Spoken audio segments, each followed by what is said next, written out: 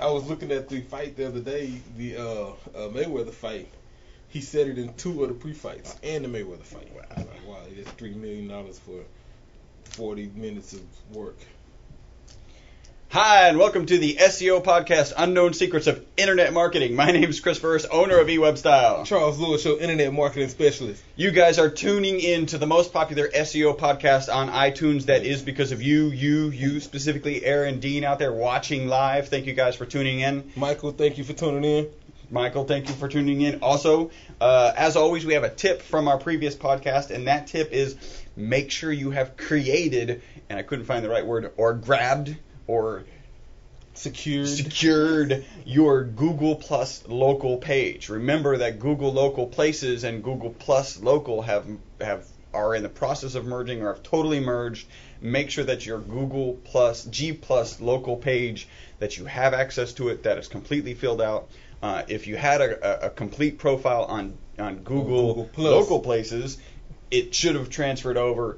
Just go and make sure. Yeah, what they did was they took all existing Google Places pages and merged them into a Google Local Plus page. And so make sure you go and if you hadn't claimed your regular Local Places page, then your Plus page won't be claimed. So go in and claim that. Claim it. There we go. Yeah, claim it. That's the word. But more importantly, if you already have a business Google Plus page, then make sure all of your information there is identical because they are about to merge those. And so you want to make sure you have both of those all the way up to date, so when the merge happens, you'll be ready to go.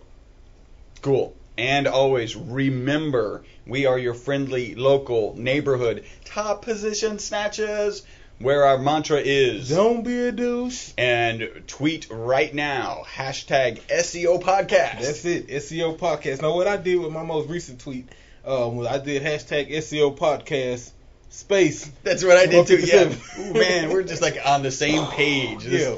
By the way, that happens. We're in meetings and he says what I was just thinking of saying, and we were at a business development course a while back, and we're like, I was just writing that you were writing. It's crazy. Yeah, that's why it works. Yeah. Let's see. So we don't have. So go ahead and tweet now. Again, hashtag SEO podcast. Remember, you can find us on Facebook.com/E-Webstyle, Twitter.com/E-Webstyle, YouTube.com/E-Webstyle, and you can email us at podcast@e-webstyle.com. I must turn that to a commercial. Yeah. Real talk. I must apologize. The audio of the podcast that I just put live on iTunes is horrible, and we've gotten a couple comments. I actually put in the title when I posted it on iTunes, bad audio, sorry. And I'm also sorry there's nothing we can do about it. The raw file that we have is also horrible, and so we'll just replace it with the next one and we'll just move on. Keep it moving. Out of 157, this is the first one that got through. You know, we tend to listen to it afterwards, or usually we can know that it's not working out well, or we have finished 1 or 2 podcasts where we realized that they did not get recorded. So we redid them. Do it again. So 1 out of 157, sorry about that, and we'll try to make sure that doesn't happen again. We do have a review, and I figured we had a review. I yeah. looked, I said, okay, came in clean, no new ink. Yep. Got a review. And this is 5 stars. 5 stars, and this is the frankly like the quintessential review, because this is what we get, right? Hate you, love you, right? This is from Stuart Savage. Wasn't a big fan at first. Took about 3 or 4 episodes before I could tell the difference between the meat and the potatoes. Now I'm a dedicated listener and will gladly refer people to your podcast. You share a lot of information and have fun doing it. Although SEO will change over time, your philosophy of don't be a douche will make your episodes timeless. Keep up the great work. Punch in the face. Stuart, right back at you, punch in the face. That's great. It captures, the frustration that some people get when they listen to our podcast the first time, and then when they, we try and liven it up. Listening. Thank you for keep listening. Yeah. For persistence. So, do you prefer the meat or the potatoes? Yeah, What is it? Oh yeah, I'm a meat and potatoes guy. Yeah, you need both, right? It can't. We just always have figured that SEO can't be this. A podcast, a good SEO podcast, shouldn't be just this. A title tag goes in the first 3 lines of your actual HTML code. It starts with less than symbol. Yeah. That would be. Yeah. Z's. It would be the Ambien of podcasts. Oh, in it would general. be those other ones on iTunes. Ooh. Oh. All right, we have some Facebook interaction. Nick Crossman said, "I saw he actually won our caption contest, and I think I can pull up that caption." His caption was. This is for the cat with the hit with on the Mac mouse. Okay? Yeah, so we run almost weekly a caption contest. We'll put some sort of image. We want to get you guys to put out some sort of caption that's entertaining and maybe even SEO related. Or not, as in this case. Nick added, "Last night was rough." Has anyone seen my damn mouse? So go check that out. That is facebook.com/E-Webstyle. Now, we have to start like jabs and throw that out. And then Michael Meyer says, "Guys, a very personal message to you. Your audio for the latest 155 is coming out very truncated. Thank you for putting that delicately. It sucks. And it's really bad. Sorry about that. Let's get into a little bit of news. I saw a couple of things that piqued my interest. G Plus can now merge accounts and circles, personal accounts. So there have been struggles. People have I don't remember what the process was, but they were manually basically exporting circles and then bring them into the other one. Apparently you can do that in the system now. So with different Gmail accounts? Yeah.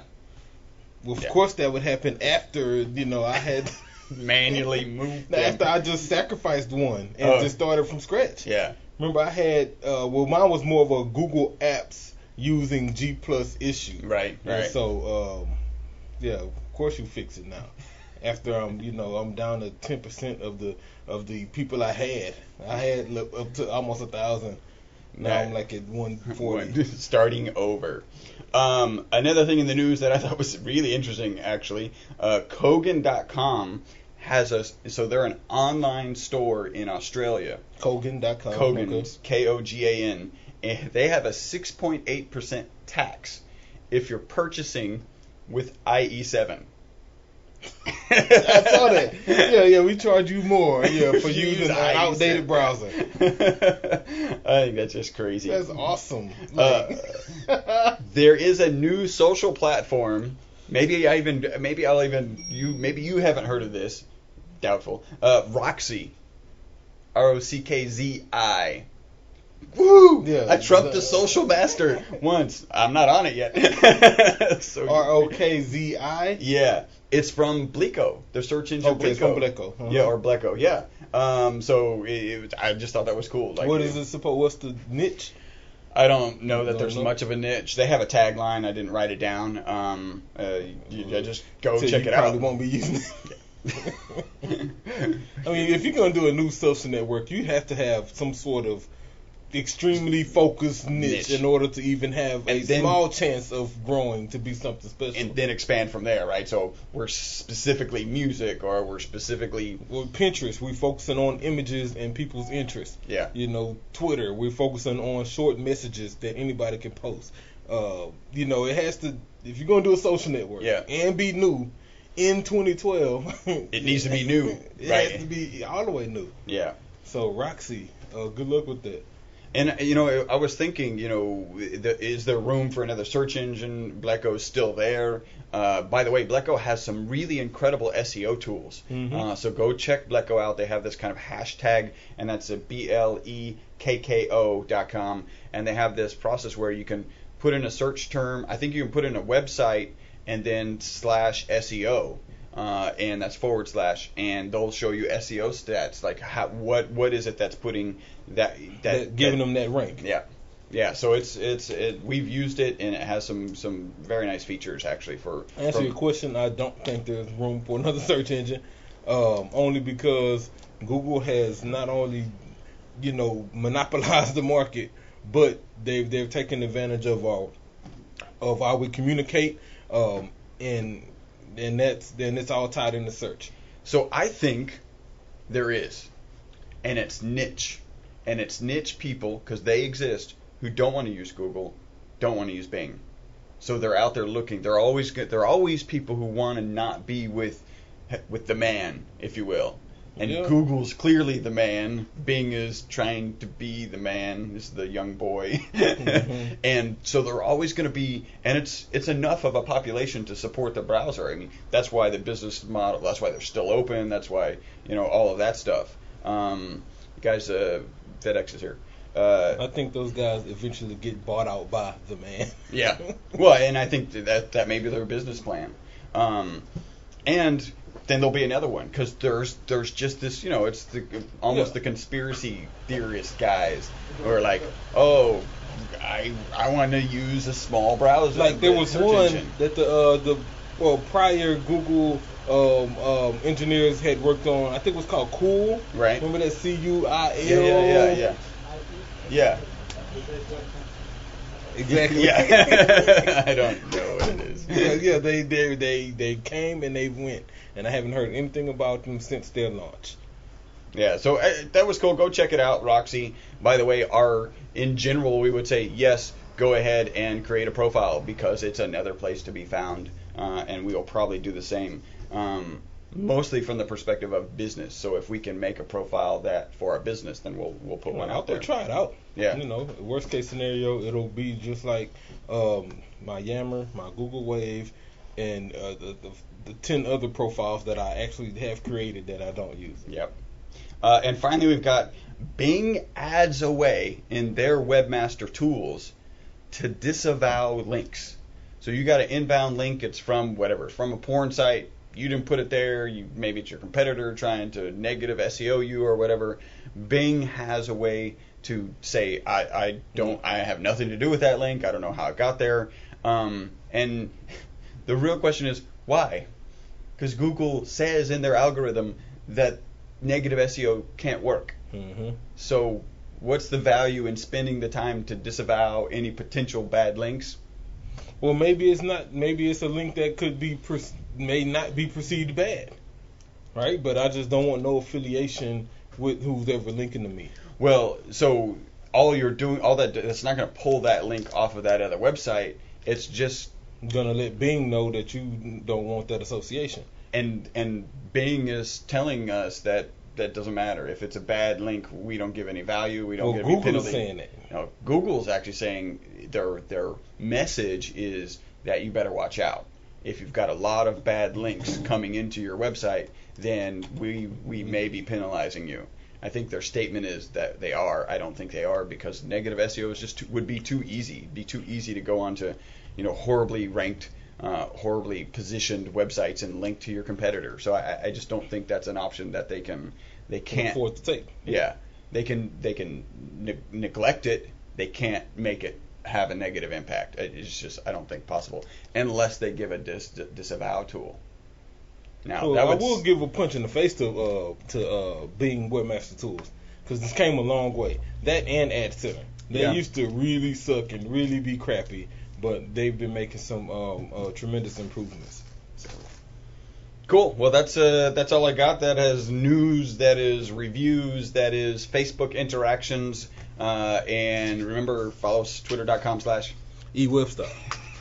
Almost got me. So today, I got some content on. So is this the meat or is this the potatoes? This is meat. Okay, this is meat. Is the meat. All right. Yeah, this is meat right here. Decent meat too. This isn't. I was watching the comedy the other day. Dude says, I want a filet mignon. I thought it was hilarious. So it's not your filet mignon, but this is Texas. This is a T-bone. Yeah. So I found this article on Search Engine Journal, 10 SEO techniques all startups should be using. And I went through the article, I read everything he put in there, and I agree with most of it. I think it's definitely a good checklist of techniques to use if you're a new business, a startup business, and you don't really have the time to dive into SEO and internet marketing, but you do need to cover some basics. And then maybe you can come back and revisit your internet marketing, after you do everything else that comes with operating a startup. So his number one was identify your target keywords. And I definitely recommend this. If you're a startup business, and you're working on an online presence, definitely determine what keywords people are going to use to find whatever you offer, whatever your product is, whatever your service is. Determine what those keywords are. You probably should come up with a huge list, narrow it down to your top ones, and then and list them out, write them down. That way you'll have them. And that way you can use them as you begin doing other things like branding and social profiling, building your website, things like that. Building your website, right? Yeah. We like to start from that first perspective of, okay, these are the keywords we're going to target, and really it's very natural because here's the products that you sell, here's the services that you have. Those are going to have keywords associated with them, so we want a page for that product, we want a page for that service. Whatever it may be, and this is great. It's great that he has that as number one because keywords. Our second mantra, right? Keywords, and keywords. Mm-hmm. So number two, he says, technique number two is implement branding efforts. While important to identify and target SEO keywords for use in your marketing campaign, it's vital that you begin the branding process as early as possible. And I totally agree. We all know that branding and brand awareness is a huge influencer in regards to SEO ranking. And so if you're a new company, it's imperative that you begin your branding as soon as possible.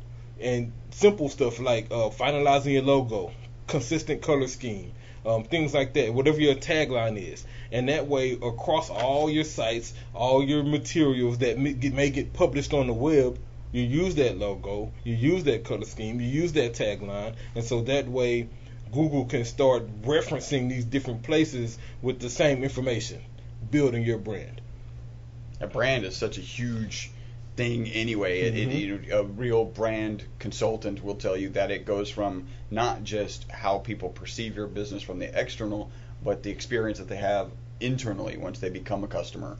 And we always say the first step of a website is that your website should represent the value and quality of service that you give to your customers. So glance at your website, and if it doesn't do that, call us, call somebody, get it fixed, because it's pretty simple to have it represent the value and quality of service that you give to your customers. Definitely, first impression. So number three, focus on content creation. Running a company blog on which you post product updates, industry news, other personal interests is a vital part of SEO for two reasons. One, publishing content to your site increases the number of keywords, and you may find yourself. And second, filling your website with valuable content is a great way to build relationships. And so, content creation is always key. Content creation is always key. That was worth saying twice because it's all, it's content. Content is what houses all your keywords. Content is what people come to your site looking for. Content is what provides the information describing what you offer. And so it's imperative. There's that imperative word again. That you have not only the right content but enough of the right content. And according to the latest algorithm updates and things like that, we were talking about Ziploc earlier today. Fresh content. Make sure that your content is new, that it's up to date, and that it's actually useful content. Everyone hates going to a bad site that has stale content or old content or things that's not relevant. So number one, identify your keywords. Number two, implement your branding efforts. Number three was focus on content creation. Number four. Which one of those were imperative? All three of them. Okay.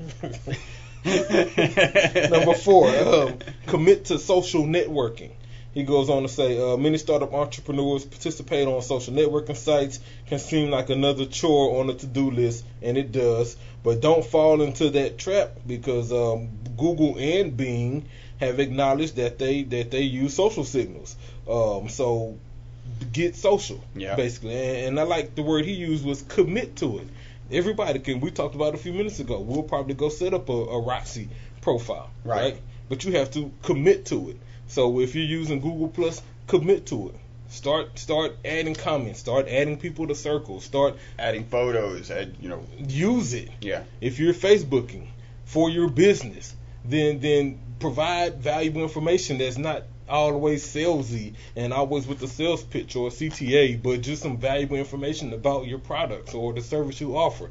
If you're tweeting, tweet links to sites other than yours sometimes. That's how you start building up that recognition, and people will start following you because you share. You have to really commit to it. What I actually told a client the other day was dedicate some time to it. When you come in the office you can get coffee, check emails. Put aside an hour to get social. Yeah. Even if it's just 2 or 3 tweets, a Facebook post, and something on G+. If you do it every day, then that'll start to grow. It'll be huge, yeah. So do that. It's kind of a piggy bank of SEO. You're dropping in pennies at a time, and it really pays off in the long run. Mm-hmm. Number 5, connect with social networking power users.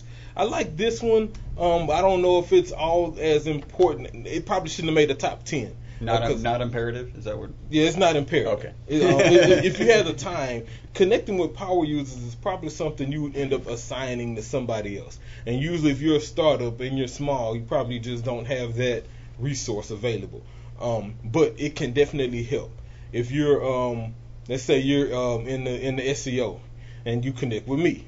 I have a pretty good clout rank, I think, a lot of followers. And so if you get a retweet from me that goes to some people, or other people, Danny Sullivan, people like that, who are in this industry and who are recognized as power users, or Chris Brogan, Rand Fishkin, people like that, then that could definitely give some weight. That can definitely give some weight in your influence. All of a sudden you'll see your followers go up. You'll see more people adding you to their circles, especially if you're doing number 4 and posting regularly. Right. So, if you had a time, then research some power users in your industry. We have a client who does siding and home exteriors. And so what he did was he is the top of the list in our service area with James Hardy, the top siding provider. And so by connecting himself with them, making that alignment, that immediately raises his stock. Yep. And so, you may want to consider that. Find out who the power users in your industry are and get in those circles. Number 6, install Google Analytics. This should have probably been up closer to number 2. Yeah. You must install GA is what I call it in here. Yeah. Even if you're going to install some other analytics software, use Google Analytics as well. It's free and it works great. And frankly, it's one of the best out there. Yeah. If not the best out there. there. Even some of the paid ones, don't add up to what Analytics offers. And probably anything that the paid ones do that Google doesn't, there's probably a way to make Google do it. Really. Yeah, because it works, and not only that, it has different plugins and things like that are available. I mean, we have a client who has an e-com store, and so Google provides the conversions tab where you can see how many conversions you can get. The Open Cart software, which is a software we use for e-com stores, if it's not on WordPress, has a plugin that ties into Google Analytics that allows you to track everything down from keyword to how much to revenue generated from a particular keyword. And so that itself isn't available in Google Analytics, but Analytics is set up to work with it. Yeah. And so definitely install Google Analytics on your site. Do you know something that Google Analytics can't track? Not provide. It can, but it won't show. Right. What's that? Files.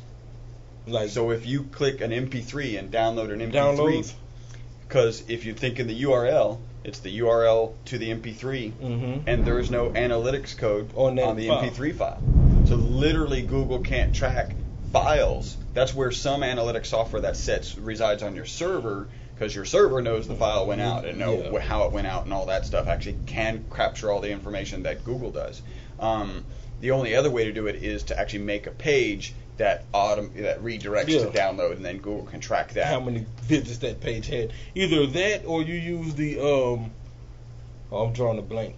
I use a tool every now and then where it logs on the ClickMap, and it'll show you where people clicked at. Yeah. And so if you hover over and you download here, and it shows 48 clicks on this download button, then it's safe to assume that you had at least 48 downloads. I wonder if that works. Yeah, so if that page is only for the purpose of downloading, I'm wondering if ClickPath would work, because I think ClickPath works not because it knows where you clicked on the page, because it knows where you went next. And so I know 100 people went to the page where you download, your algo changes wrap. And because there's only one link on this page that goes there, I know all those clicks happened here. The map is not really where did the clicks occur. The map is an expression of, we know that they went to this next page, so they've had to either click maybe home here or home at the bottom. I don't think they know which one it is. I think it's maybe they do. Research. Maybe they do, think it's tracking by links. And the Yeah. reason I say that is because when you look at ClickMap, it'll show all of the available places to click on that page and how many clicks each place had. Yeah. And so And I think that how many it had is because of how many times the person went from that page to that page. I don't think that they're actually doing like eye tracking or mouse tracking. So I would argue that if there's an MP3, a link to an MP3, that even though you may have had it download 100 times, that wouldn't show up on the page that actually has the link to download the MP3, because Google doesn't know that you downloaded the MP3, and they don't know that you clicked there, because they're not tracking the mouse. We'll see. Yeah, we'll research that. I'll go put an MP3 well, maybe somebody out there knows the Yeah. answer to this. Send us an email, or you can email us at podcast at e-webstyle.com, or hit us up on Facebook, facebook.com/E-Webstyle. Or you could tweet. At E-Webstyle. Let's see here. So, and speaking of that, right, this is what I was going to say. Number 7 is set up Google Analytic goals. And so maybe I'll try that. Maybe I can set up, it would have to be a thank you page or something like that. But set up your goals. So if your CTA is, let's say, fill out this form, then make that thank you page a goal. And so that way in Google Analytics you can track how many people came to the site, how many people went to that page, and how many people actually made it to the thank you page. And that way, that's a goal. So that way you can track, how effective your campaign is going. Number 8, invest in the link building campaigns. This one I thought was kind of suspect because he used the word invest. And invest, usually think money. I'm gonna take it as time. Yeah. Definitely invest some time in link building. It is,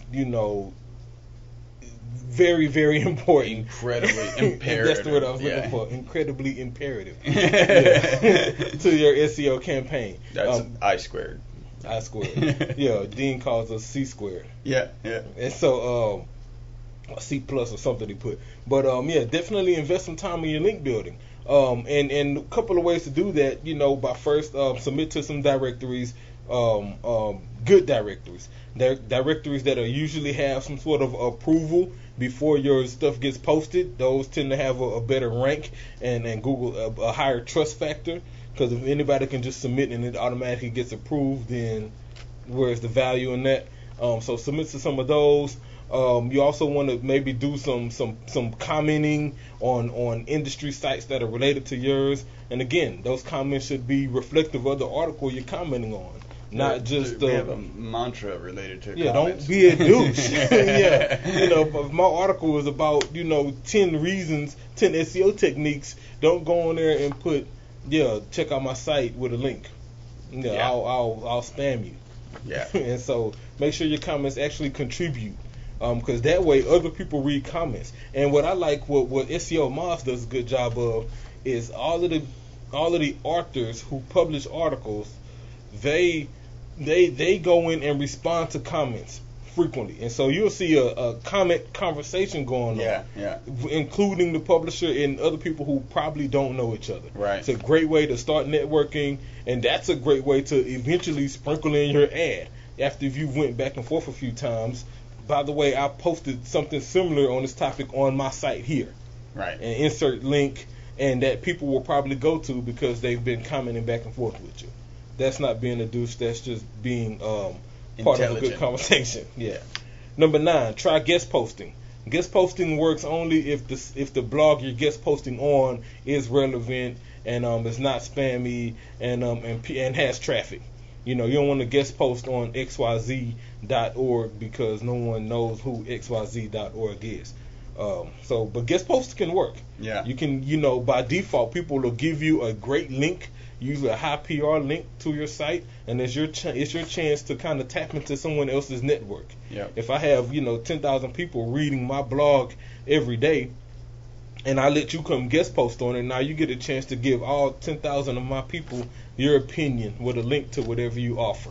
So find a site that'll let you guest post and write a good post. Last thing you want to do is submit some our guest crappy post. Yeah, blah blah blah blah blah blah. Please go to my site. Yeah. No. Yeah, and then people will talk about you in the comments. I've done Yeah. it. Man, why'd you let him guest post? Oh my God. I've just removed his website from the internet. And number 10 on here was launch press releases. And so this is almost a must for a new startup. If you're a new startup, you should definitely start archiving and cataloging things that you can release and schedule those releases. Oh, grand opening on such and such date. We'll be doing this. We'll be doing that. This will be available. Blast that out. Press release. A week later, another press release about how the grand opening went. Grand opening was great. We did this. We did that.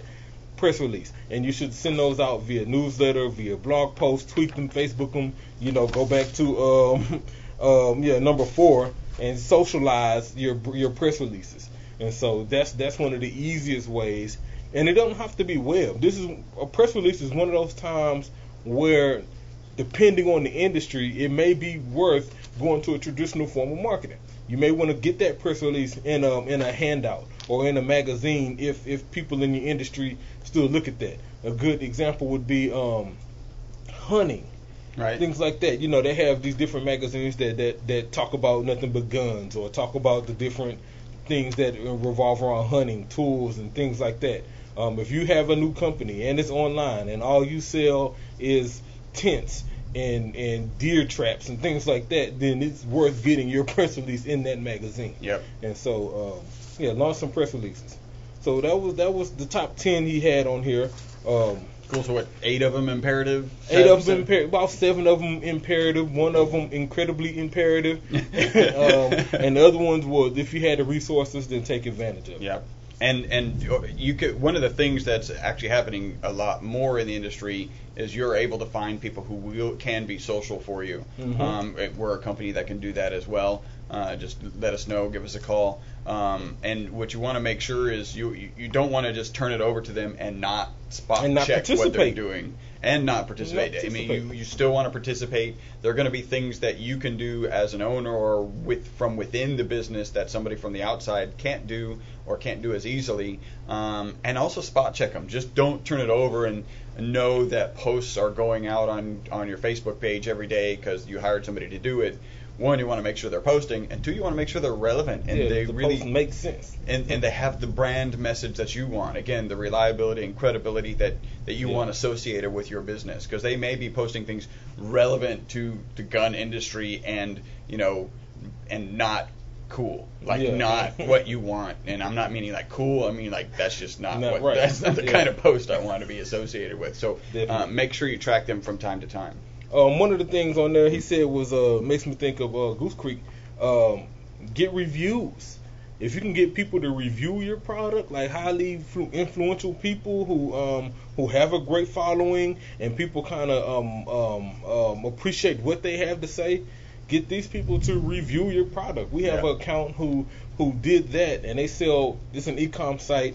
They got a popular blogger to review their products, submitted it, and that week I looked at Google Analytics from that e-com plugin I was telling you about, and there was a huge spike in revenue generated 2 days after that blogger sent out their post. And so if you can get reviews for your products, do that. Yep. You got that confidence in your product, though. If you know your product sucks, don't do that. And with the highly valuable blog, there was a cost associated with that. Yeah, he had to pay to get it done. Pay a little bit of money, you review it, put it on your blog. great. I mean, that works out really well. And he's done other things similar to that. So that's a good venue for product-based businesses, to be sure. All right, Cool. so that's it. We got some blanks there. Yeah, move back, hat to the back, blanks there. Yeah. Mine was. I saw you zone in Superman laser eye, and Cyclops then jaw drop. That was because this is jaw dropping blank stare. Yeah, so this blank stare is at Yahoo for they let 450,000 passwords get hacked. Yeah. Like, yeah. That's again like so if you have a Yahoo account, change your password. Yeah. Change it soon. And I was chatting at a networking event last night, and people were saying, I see people whose accounts get hacked, and then once it's hacked, people send out emails from that account. It's usually Yahoo accounts. Yeah. Is there? They like you need to tighten. It can't be hard to add 3, 4, 20 lines of code that tighten it up a little bit. Because if people are hacking in general email accounts, Yahoo email accounts, then now they figured out a way to just go after 450,000 at a time. Yeah, so Yahoo bought this company Voices, and then they tied it into their whole database. And the problem was everyone who was a user on Voices, their passwords weren't encrypted. And so once Yahoo tied it into their existing database of users, all of a sudden everyone else's became available. Wow. So, yeah, I went and changed mine today. So change yours. And frankly, I'm going to tell you why it probably really sucks. Because I have a Yahoo account and I've had one for years, probably 2 decades, and I don't use it. I'll use it coming up in October for fantasy football, and then once the season Super Bowl happens, I won't use it again. Right. And so that's probably majority of the 450,000 people. So yeah, except Kim, my girl, she uses hers faithfully. Yeah, she uses Yahoo. Yeah. Yeah, well, it's the thing. Once you get on an email platform, people don't want to switch. They just don't want to switch. All right, you have been listening to the most popular internet marketing podcast on iTunes. That is because of you. At last count, 7,000 downloads a week, 64 different countries. That is because of you. Thank you so much. Until the next podcast, my name's Chris Burris. Charles Lewis. Bye-bye for now.